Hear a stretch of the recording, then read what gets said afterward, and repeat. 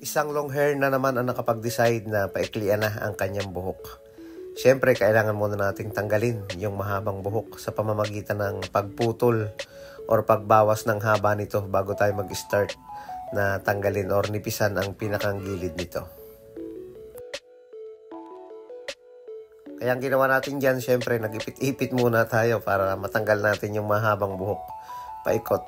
And then yung pinakang ibabang bahagi ay nag-clipper over comb naman tayo para dire-diretso na. Yung ganitong proseso ay hindi naman ito matagal, mabilis lang ito.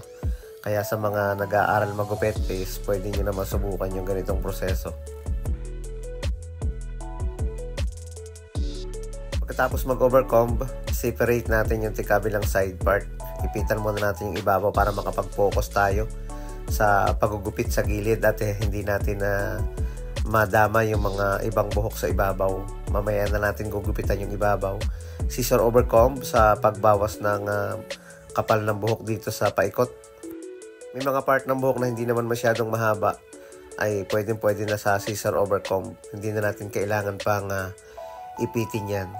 And then number 3 na clipper guard sa gilid, paikot. Ang gagawin natin gupit dyan ay yung barber's cut pero hindi masyadong manipis. Sakto lang yung kanyang kapal at nababagay lang sa hibla ng kanyang buhok.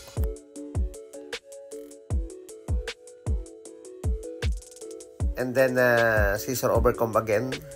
Bawasan natin yung mga makikita nating medyo makapal pagkatapos natin gamitan ng number 3 na clipper guard sa gilid.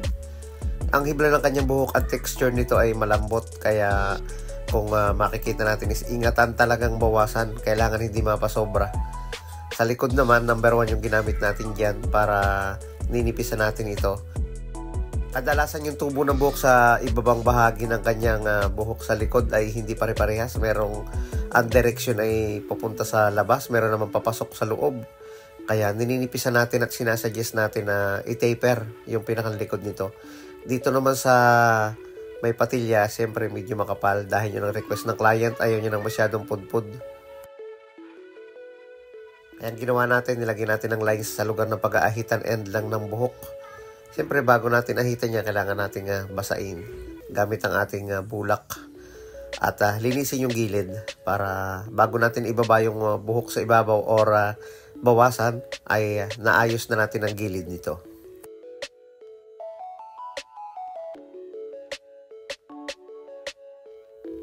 Siyempre pagkatapos natin tanggalin yung ipit ay gawa tayo ng pinakang sukat o length ng kanyang buhok kung gaano lang kahaba yung matitira.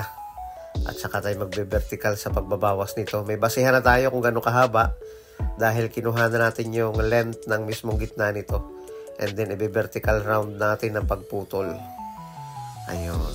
Kunin natin yung pinakang haba ng kanyang buhok. Medyo manipis na rin yung buhok niya sa ibabaw dahil nga maliliit ang hibla. Kaya yung haba na ititira natin na buhok ay hindi masyadong maikli. Siguro mga 3 inch. 3 to 4 inch yung ititira natin buhok sa ibabaw. Mostly naman mas mahaba ng konti talaga sa bangs dahil magdedepende yan kung hanggang saan yung sukat or hanggang saan yung bagsak ng kanyang buhok kapag gusto niya nakabagsak lang kung pantay kilay or mas mataas sa kilay. Yung sumobra dito sa gilid, siyempre, kailangan natin putulin yan para kapag naghahawi siya ng buhok left and right, walang susobra or hindi siya mag-undercut. Kung magkameron man ng konting undercut siguro sa may bangs lang kasi hindi natin pinupudpud yung bangs or hindi natin inuubos para siyang magtatakip do sa tumataas na hairline sa parting noon nito. Putulan lang natin ng konti, ayusin lang natin yung mga dulo para kapag bagsak siya, walang humihiwalay or walang maiiwan na mas mahaba. Ayun, okay na. Yung ginawa natin gupit sa kanya. Yung combination nito, yung barber's cut, tapos naka-taper yung likod, pero hindi masyadong manipis ang pagkakagupit sa gilid. Maraming salamat mga kabarberos.